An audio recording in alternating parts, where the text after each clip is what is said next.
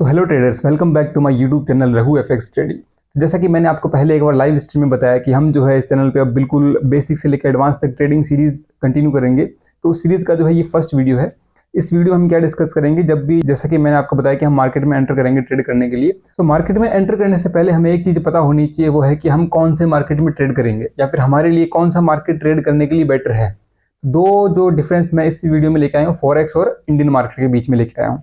तो इसमें हम क्या जानेंगे कि हम एज ए बिगनर किस मार्केट में ट्रेड करें या फिर हमारे लिए कौन सा मार्केट बेटर है, दोनों मार्केट में क्या डिफरेंस है, फॉरेक्स में क्या डिफरेंस है, इंडियन स्टॉक मार्केट में क्या डिफरेंस है। उन डिफरेंस को ध्यान में रखते हम देखेंगे कि हमारे लिए कौन सा सूटेबल रहेगा एज ए बिगिनर, किसमें कितनी कैपिटल चाहिए होगी, किसमें क्या ट्रेड होता है, किसमें ट्रेडिंग का क्या प्रोसीजर होता है, कौन सा ट्रेड करने के लिए ईजी है, किसमें लॉस का ज़्यादा चांसेस है। ठीक है, तो ये सारी चीज़ें हम इन डिफरेंस के बेसिस पे जज करने वाले हैं कि कौन से मार्केट में क्या चीज़ कैसे होने वाली है। तो इससे पहले अगर आप हमारे चैनल पर नए आए हैं तो हमारे चैनल को सब्सक्राइब जरूर करना, क्योंकि इसी चैनल पे जो है हम ट्रेडिंग की सीरीज बिल्कुल as a beginner to advance लेके आने वाले हैं। तो चैनल को सब्सक्राइब करना बिल्कुल भी ना भूलें। तो चलिए शुरू करते हैं वीडियो को बिना किसी देरी के।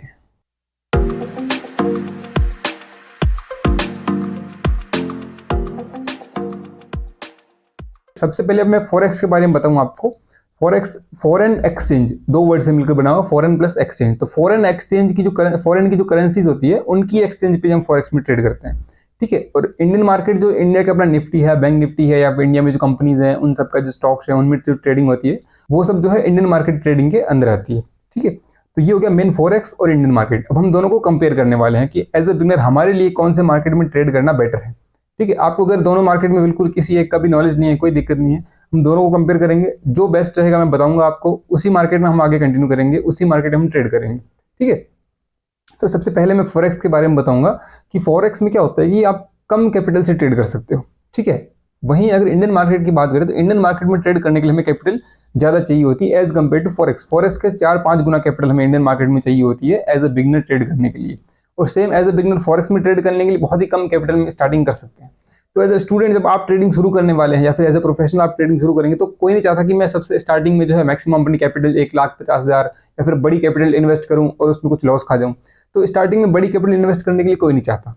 तो हमेशा हम जो छोटी कैपिटल से ही शुरुआत करेंगे, तो छोटी कैपिटल की जो मार्केट बेटर है वो फॉरेक्स है। ठीक है, जिस किसी के पास ज्यादा कैपिटल है और वो इंडियन मार्केट में इन्वेस्ट करना चाहता है वो भी कर सकता है। इंडियन मार्केट कोई बैड नहीं है, लेकिन अब दोनों में कंपेयर करके बताऊंगा कि क्या दोनों में डिफरेंस है, क्यों मैं फॉरेक्स को बेटर मानता हूं as compare to Indian stock market. ठीक है, तो सबसे पहला डिफरेंस जो फॉरेक्स और इंडियन मार्केट में है वो है करेंसी वर्सेस स्टॉक्स का।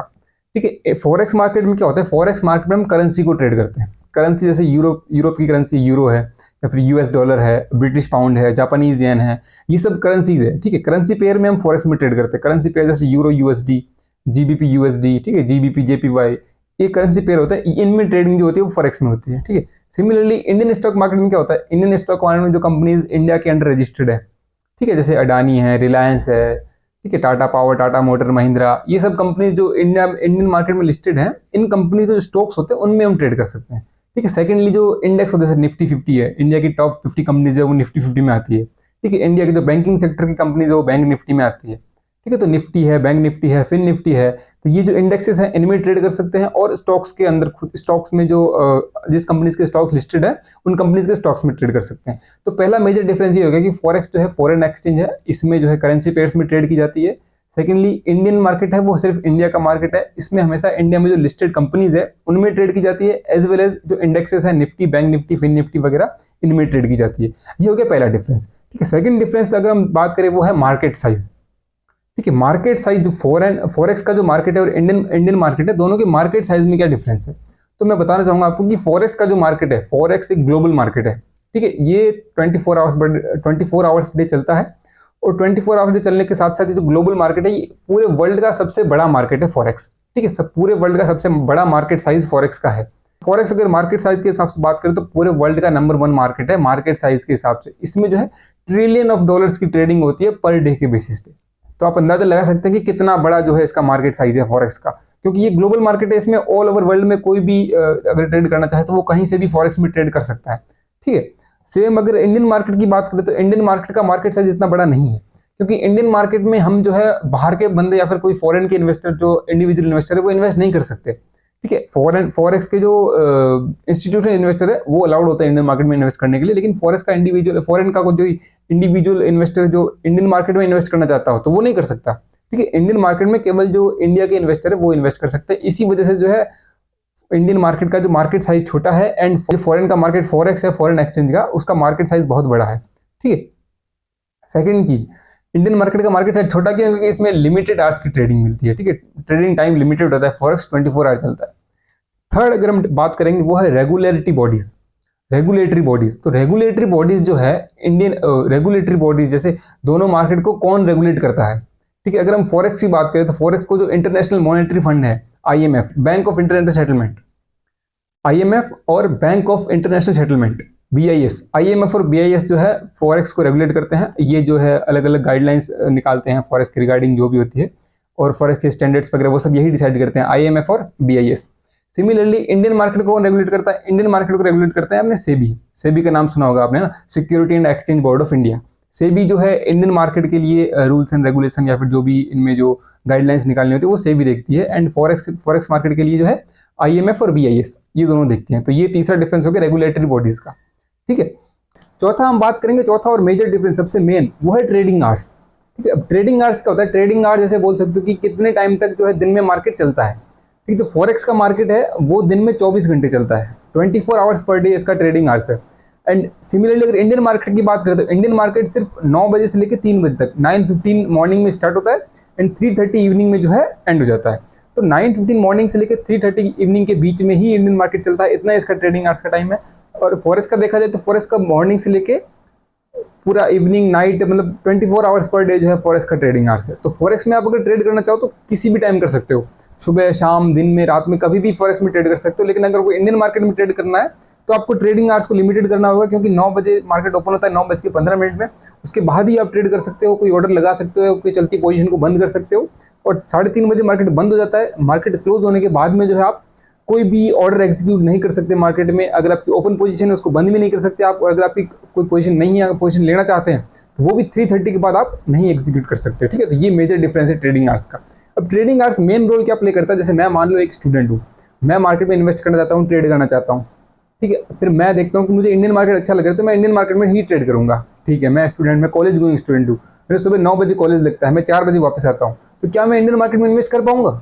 नहीं, क्योंकि इंडियन मार्केट ट्रेड करने के लिए मेरे को स्क्रीन के सामने बैठना पड़ेगा, चार्ट देखना पड़ेगा, लाइव मार्केट को देखना पड़ेगा। लेकिन मेरी 9 से 4 बजे तक तो कॉलेज की टाइमिंग है, उसके बीच में ये चीज़ कर नहीं सकता मैं, और उसके बाद मार्केट ओपन नहीं होता, तो मैं इंडियन मार्केट कैसे ट्रेड करूंगा? ठीक है, तो उस सिनेरियो पे क्या है कि इंडियन मार्केट में ट्रेड नहीं कर सकता, तो मैं क्या कर सकता हूँ? मैं फॉरेक्स की तरफ जा सकता हूँ। क्यों? क्योंकि फॉरेक्स की जो ट्रेडिंग आवर्स है बिल्कुल फ्लेक्सिबल है। मैं 4 बजे के बाद भी वापस आके कॉलेज से हॉस्टल के टाइम में जब भी जो है मैं ट्रेड कर सकता हूँ, उससे प्रॉफिट बना सकता हूँ। ये फॉरेक्स का बेनिफिट है, क्योंकि उसके ट्रेडिंग आवर्स जो है वो एकदम फ्लेक्सिबल है। ठीक है, तो ये बात होगी ट्रेडिंग आवर्स की। और ट्रेडिंग वीक में कब होती है? मंडे से लेके फ्राइडे तक। ठीक है, सैटरडे संडे को जो है ऑल ओवर पूरे वर्ल्ड के मार्केट बंद रहते हैं, कोई भी मार्केट नहीं चलता एक्सेप्ट क्रिप्टो। क्रिप्टो जो है वो 24/7 चलता है, वो फ्राइडे सैटरडे संडे को भी चलता है। लेकिन जो फॉरेक्स, इंडियन मार्केट, बाकी जो भी ट्रेडिंग मार्केट्स है वो सारे मंडे से लेके फ्राइडे तक चलते हैं, उसके बाद सैटरडे संडे को ऑफ रहता है। ठीक है, ठीक है, ये हो गए इसके 4 डिफरेंस। अब बात करते हैं 5वां डिफरेंस, जो कि है मार्केट पार्टिसिपेंट्स। ठीक है, मार्केट में कौन पार्टिसिपेंट है? जैसे फॉरेक्स की बात करते हैं तो फॉरेक्स में पार्टिसिपेंट कौन है और इंडियन मार्केट में पार्टिसिपेंट कौन है? पार्टिसिपेंट मतलब कह सकते हैं कि कौन इसमें ट्रेड करता है, कौन इसमें पार्टिसिपेट करता है ट्रेडिंग में। ठीक है, फॉरेक्स में as well as Indian market में। तो जब बात करें फॉरेक्स की, फॉरेक्स में कौन पार्टिसिपेट करता है? जो बड़े बड़े कमर्शियल बैंक्स है, ठीक है, सेंट्रल बैंक्स है, फाइनेंशियल इंस्टीट्यूट्स है, ये सब जो ये फॉरेक्स में पार्ट करते हैं, मल्टीनेशनल कॉर्पोरेशन, इंडिविजुअल इन्वेस्टर जैसे कि हम, तो ये सब फॉरेक्स कंट्रीब्यूट, ये सब फॉरेक्स में ट्रेड कर सकते हैं। ठीक है, commercial bank, central bank, financial institutions, multinational corporation, individual investor जैसे कि हम, तो ये सब जो है फॉरेक्स में कंट्रीब्यूट कर सकते हैं, फॉरेक्स में ट्रेडिंग कर सकते हैं। फिर अगर इंडियन मार्केट की बात करें तो इंडियन मार्केट में हर कोई ट्रेडिंग नहीं कर सकता। क्यों नहीं कर सकता? देखिए, इंडियन मार्केट जो है अलाउ नहीं करता किसी को ट्रेडिंग करने के लिए। तो इंडियन मार्केट में कौन ट्रेड कर सकता है? इंडियन मार्केट में कौन ट्रेड करता है? जैसे कि रिटेल इन्वेस्टर जैसे कि हम। ठीक है, इंडिया के जो डोमेस्टिक इन्वेस्टर है वही इंडियन मार्केट में इन्वेस्ट कर सकते हैं, except some foreign institutional investors, जो कि अलाउड होता है परमिशन लेने के बाद। जो है कुछ फॉरेन इंस्टीट्यूशनल इन्वेस्टर जो है वो इंडिया में कर सकते हैं परमिशन के बाद। ठीक है, तो इंडिया में कौन करेगा? इंडिया में जैसे डोमेस्टिक इन्वेस्टर, हम रिटेल इन्वेस्टर हो गए, ठीक है, हम डोमेस्टिक इन्वेस्टर।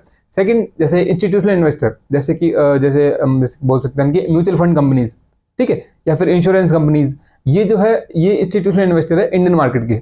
ठीक है, और फॉरेन इंस्टीट्यूशनल इन्वेस्टर जो FIIs होते हैं, FIIs और इंडियन इंस्टीट्यूशनल इन्वेस्टर जैसे कि म्यूचुअल फंड और insurance companies and retail investor जैसे कि हम, ये ही इंडियन मार्केट में ट्रेड कर सकते हैं, बाकी कोई ट्रेड नहीं कर सकता। कमर्शियल बैंक हो गए, सेंट्रल बैंक्स हो गए, फाइनेंशियल इंस्टीट्यूट, ये कोई इंडियन मार्केट में ट्रेड नहीं कर सकता।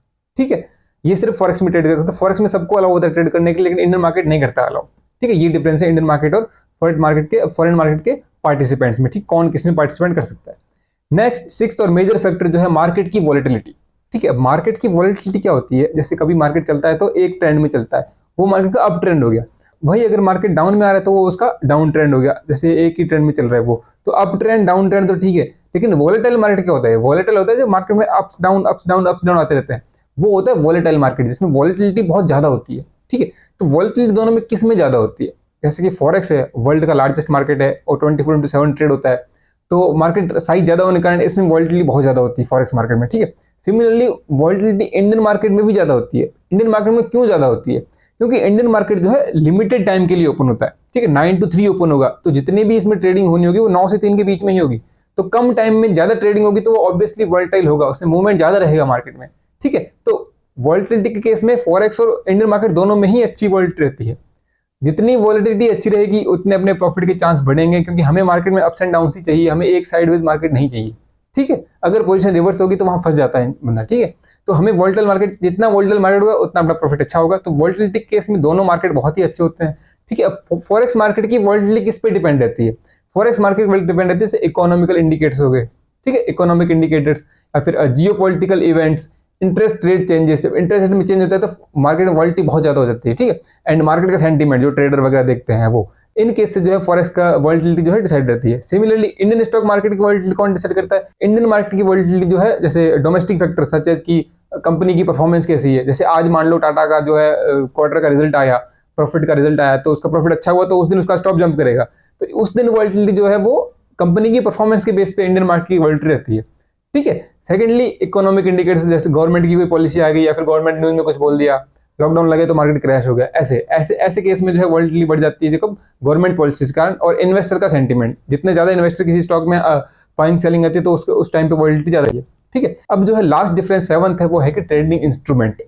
ठीक है, कि किस में क्या ट्रेड होता है, फॉरेक्स के इंस्ट्रूमेंट क्या है, फॉरेक्स में हम क्या क्या ट्रेड कर सकते हैं और इंडियन मार्केट में क्या क्या ट्रेड कर सकते हैं। पहले मैंने बताया सिमिलरली वही है कि फॉरेक्स में क्या कर सकते हैं। फॉरेक्स में एक बंदे के पास वाइड रेंज होती है करेंसी पेयर्स की। ठीक है, मेजर करेंसी पेयर होते हैं, माइनर करेंसी पेयर होते हैं, बहुत सारे करेंसी पेयर होते हैं, हर कंट्रीज के अलग अलग करेंसी पेयर होते हैं, उनके करेंसी पेयर्स में हम ट्रेड कर सकते हैं फॉरेक्स में। ठीक है, और इंडियन मार्केट में क्या है, लिमिटेड रजिस्टर्ड कंपनीज है, उन्हीं के शेयर है, उन्हीं के शेयर में हम ट्रेडिंग कर सकते हैं। तो इंडियन मार्केट में ट्रेड करने के लिए इंस्ट्रूमेंट अपने पास बहुत कम है। ठीक है, इंडेक्सेस भी लिमिटेड है, निफ्टी, बैंक निफ्टी, फिन निफ्टी और 2-4 और है, या फिर जो स्टॉक्स है वो भी लिमिटेड, जो रजिस्टर्ड जिनमें ज्यादा मूवमेंट रहती है उसी में ट्रेड कर सकते हैं हम। तो इंडियन मार्केट में ट्रेडिंग के इंस्ट्रूमेंट बहुत कम है और फॉरेक्स मार्केट में इंस्ट्रूमेंट बहुत ज्यादा है, किसी भी करेंसी पेयर को उठा लो उसमें ट्रेड कर सकते हो, 24/7 कभी भी कर लो। तो ये फॉरेक्स का बेनिफिट है। ठीक है, तो ये दोनों में जो मेजर डिफरेंस मैंने आपको बताए, तो ये जो है मैंने दोनों के बीच में 7 डिफरेंस आपको बताए। इन सबको देखते हुए मेरे को जो लगता है और मैं जो ट्रेड करता हूँ वो फॉरेक्स मार्केट ही है, क्योंकि हर अगर 7 के 7 डिफरेंस में देखा जाए तो हर चीज में बेटर परफॉर्मेंस फॉरेक्स मार्केट की रहती है। तो मेरे को फॉरेक्स मार्केट ही पसंद है। मैं आप लोगों को भी एज ए बिगिनर अगर आप ट्रेड करना चाहेंगे तो मैं यही सजेस्ट करूंगा कि स्टार्टिंग फॉरेक्स मार्केट से करें। ठीक है, फॉरेक्स मार्केट का बिना फंड के भी ट्रेडिंग कर सकते हैं, बिना फंड के जैसे डेमो अकाउंट से ट्रेड कर लो आप। ठीक है, सिमिलरली इंडियन मार्केट में भी होते हैं लेकिन उसके चार्ज लगते हैं, डेमो अकाउंट नहीं मिलता, उसमें पेपर ट्रेडिंग करनी पड़ती है। ठीक है, तो हम फॉरेक्स में अगर ट्रेड करेंगे तो ऑल इन ट्रेड और एक्सप्रेस में देखेंगे, और अगर इंडियन मार्केट में ट्रेड करेंगे तो अपस्टॉक्स, एंजल वन, जीरोधा, ये सब जो है इंडियन मार्केट के ब्रोकर है। ठीक है, तो ब्रोकर्स के बारे में अगली वीडियो रहेगी अपनी, तो उसको भी जरूर देखना। तो आज के लिए जो मैंने डिफरेंस बताया आपको फॉरेक्स और इंडियन मार्केट, आई होप आप लोगों को ये सब समझ आ गया होगा और इसके बेस पे आप डिसाइड कर पाएंगे कि आपके लिए कौन सा मार्केट सही है। ठीक है, किस मार्केट में आप अपना टाइम दे सकते हैं, किस मार्केट में आप कंफर्टेबल है उसी मार्केट में ट्रेड करना, क्योंकि जिस मार्केट को टाइम दोगे, जितना मार्केट के स्क्रीन के सामने बैठोगे, जितना चार्ट को एनालाइज करोगे, उतना ही आपका नॉलेज बढ़ेगा, और जितना नॉलेज बढ़ेगा उतना ही आप प्रॉफिट कमाएंगे। ठीक है, बिना नॉलेज के कोई प्रॉफिट नहीं होता, कॉपी ट्रेडिंग वगैरह कुछ भी नहीं होती, सिग्नल पे ट्रेडिंग कुछ नहीं होती। जितना खुद चार्ट एनालाइज करके खुद मार्केट में सेंटीमेंट देखोगे उतना ही आप परफेक्ट बनोगे। तो हमने ये डिसाइड किया कि forex market is better for trading as a beginner. ठीक है, इंडियन मार्केट में करेंगे लेकिन कैपिटल होने के बाद। ठीक है, तो ये आज की वीडियो का जो हमने कंक्लूजन निकाला कि forex market we will trade.